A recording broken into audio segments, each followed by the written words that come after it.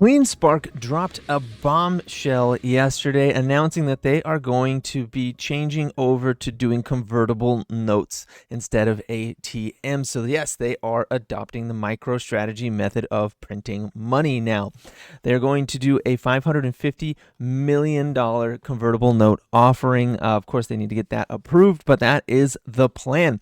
They also have plans with this money to buy back $125 million worth of their own shares, which would be the reverse of dilution, and that's pretty exciting. Actually, they say $145 million right here. I read an article earlier that said $125. No, they are planning to repurchase $145 million of common stock from investors using these convertible notes.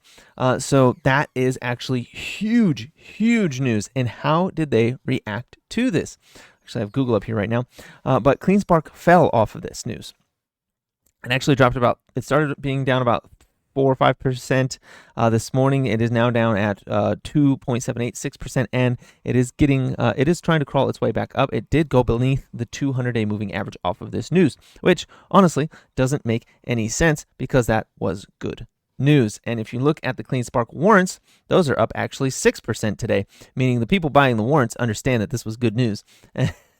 So I am among the people that bought warrants. I got another 1,000 warrants at 96 cents this morning, right at market open, before I was able to get in to the office to do this video here. So yeah, that is where I'm at right now. If we get up and above 110, we've got room all the way back up to 130 on the warrants, and it looks like people want it. Look at the warrants. They are up 6.34%, while the underlying stock is down 2.35% after this major news. So who's right here? I'm in the camp of those trading the warrants. I think this was good news. I think this will drive the stock higher. I think that this marks a great occasion in the CleanSpark histories that they are not doing ATMs anymore this cycle, and they will be moving over to debt instruments versus diluting us further. So that is fantastic news. All right, the other thing I wanted to look at was NAAIM again. NAAIM, we're going back to NAAIM. It went up from 85 up to 99, which, as you know, is where it turned around before. Well, actually, it turned around at 98 before, and it doesn't have a lot of more room up from here. About 105 is usually where this thing will peak before turning back around, and we did see a sell-off yesterday, which was the day after this report would have come out. What's the bearish case down? So they're short, almost fully short still, these active fund managers. So, yeah, they're going to likely, and they already did yesterday, roll over the market a little bit, bring it back down into probably the 80s, maybe even the high 70s, and then turn us back around again. So that's the NAAIM here. We can see that, and that explains a lot of what happened yesterday, to be honest. And let's look at the money market funds. That was released yesterday as well. And let's see, retail actually put $1 billion to work last week, and institutions took almost $1 billion out, so they kind of evened themselves out there last week. But what I don't like to see is that retail is spending their money and institutions are cashing up still. I don't like that. That is not a good sign. Don't care for that whatsoever. Oh yes, one more thing. 10-year to 3-month yield. We're doing the Fed one. Okay, I'm going to show you the scariest chart you're ever going to see in your whole life. Okay, so this is the 10-year to 3-month yield curve. Okay. It has been inverted since October 2022. We are in December 2024. It has been inverted for 2 whole years. It is getting very, very, very close to reinverting. If we zoom in here, yeah, it's getting exceptionally close to reinverting here. We're 0.03 away from going back to baseline and above on this chart. What is terrifying about this chart? Well, let's zoom all the way out to get all of our history here. So for example, that was COVID. This right here, this little dip right here, where it was inverted from July 2006 until May 2007. So barely a year and only half a percentage point, whereas we've been 2 years and we went as low as almost 2 percentage points. Okay. This little dip right there, that was the Great Recession. Okay. That was the Great Recession, the most painful recession we've had in decades. Okay. Anyways, then this one right here was 2001 right here, right? Okay, so this was the dot-com bubble, and you can see here that it was from June 2000 until February 2001, and it dipped almost 1%. So we're talking like 7, 8 months, sorry, and 0.7%, and that was the dot-com bubble. What's going to happen when this thing reinverts? What is going to happen when this absolute beast of an inversion on the 10-year 3-month uninverts? What's going to happen? I don't know, but this is the only chart that frightens me. Okay, so I just wanted to bring that up, and so you can take a look at that. This is the 10-year to 3-year yield curve, and when it reinverts, I'm going to get frightened a little bit. So, because usually it means a bad recession. Especially with how bad it's been. We'll see. There may be some things that can pull us out of this, or there may be some assets that will do well despite this, and we'll try to find those, but this definitely does scare me. Okay, let's go over to looking at some charts. So we looked at CleanSpark. It is actually still falling. Let's take a look at Mara. How's Mara doing? Mara is up 1% today. Somehow my calls aren't doing well, even though Mara is up 1%. That kind of pisses me off a little bit.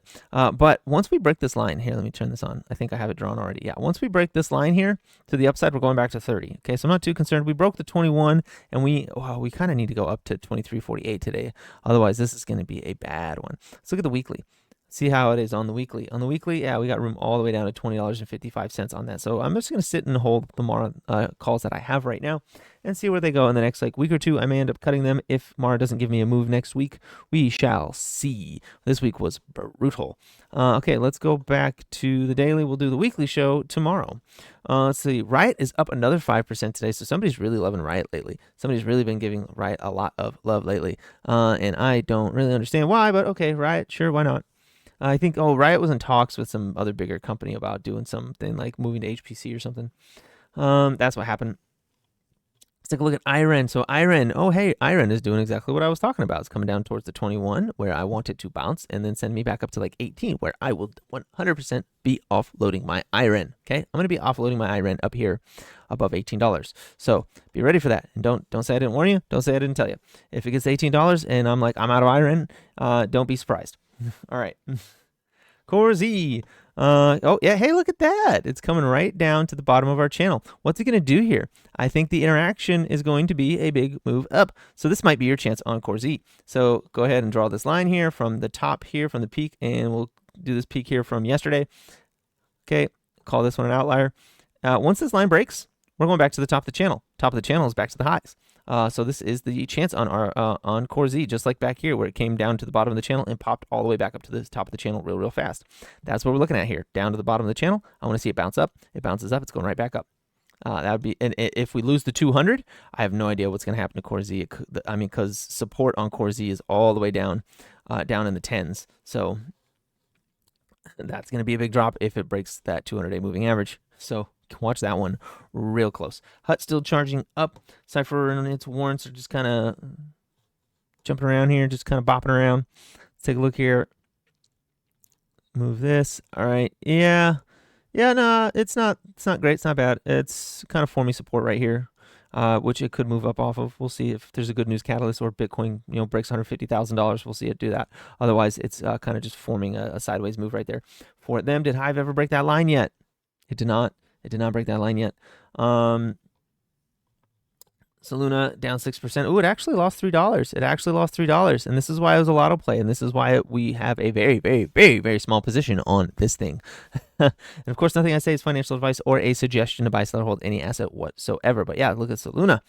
It's not doing so good. It broke down under there. That's interesting, especially since it's been getting bought up at $3 almost religiously. So the fact that it broke under that is actually kind of really bad. So that sucks. Can-An up 5% today. It looks like it's going to run for this high here. If it gets over 310, I'd say it's going to keep on chugging. If it does not, and it comes back down and breaks this line down here, which at this point would have to be under like 253, then I would be worried about it coming back all the way down to support, which would be about 166 right now. Let's take a look at BitDeer. How's BitDeer doing? BitDeer is looking very much exactly like Can-An, except it is trading above that high a little tiny bit. So if it can keep if it can make like a flag or something right where it is right now, BitTier can keep on charging up. Let's take a look at Bitcoin. Bitcoin is holding $100,000. That is really good. If it can close the week out over $100,000, I'd be very, very happy with that. But their weekly candles are a little different, so it's got 2 more days on that. So I'd really like to see, actually, I'm not too concerned about this. Look at this. Doji, move up. Doji, maybe move up. Let's see. Hopefully that would be amazing. The last thing I really want to talk about today is not the last thing. A couple of things, actually. Google, this is the weekly. That is working out beautifully. If we close right where we are this week, this thing is primed to go higher next week. So excellent. I'll be very happy. I'm very happy to continue to hold calls.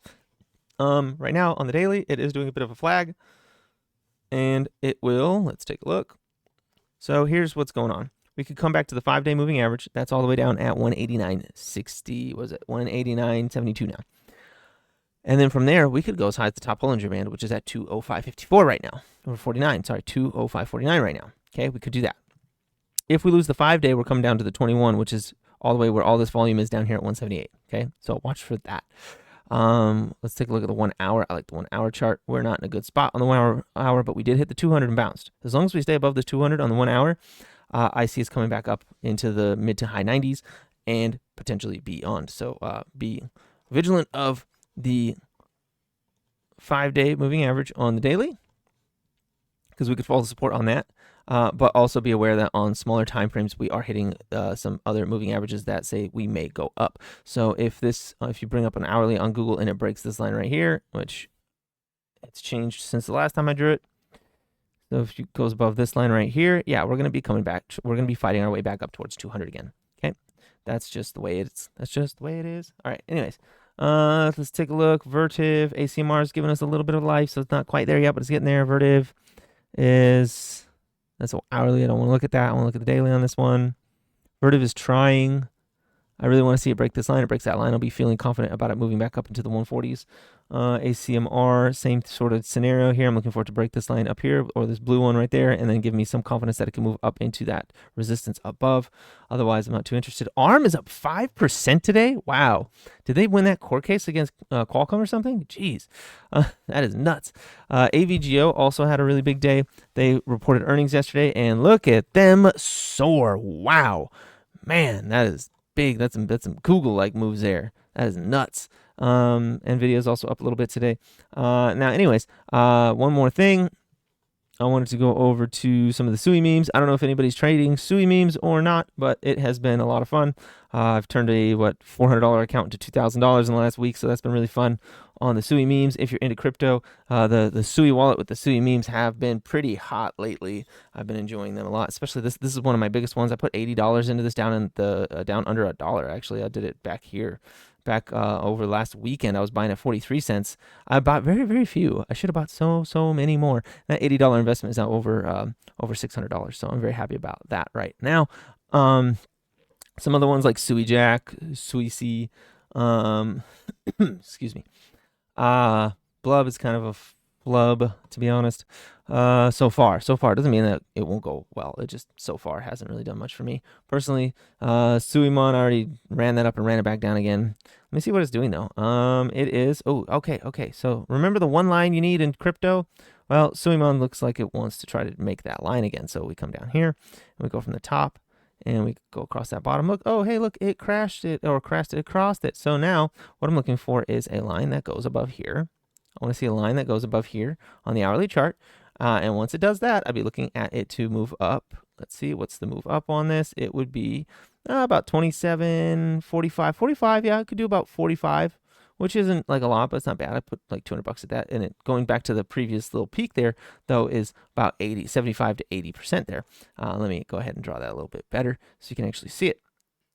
And if we could exceed that, it could go to the other high. So anyways, yeah, about 88% there.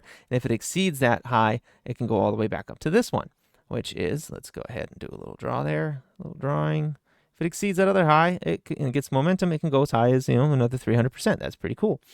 So yeah, it's breaking this. It's making that move, and now it's waiting for the breakout. The breakout will likely come after it takes out this little peak right there on Suimon, and that is only tradable in the wallet. Nanners is also in the wallet, but that one's on Hop Aggregator. You got to go to the Hop Aggregator, and you got to go find Nanners if that's something that you're looking at. Anyways, that's all I've got for you today. CleanSpark had great news. AVGO had amazing earnings. Google is doing a bit of a pullback. It's doing a bit of a dippy before a rippy, and the money market funds, the institutions are cashing up while retail is starting to spend some of their money. Anyways, that is all I've got for you today. Please like, comment, subscribe, share this video. Check out the Trade Cave store, link in the description, as well as the channel bio, and have a profitable day.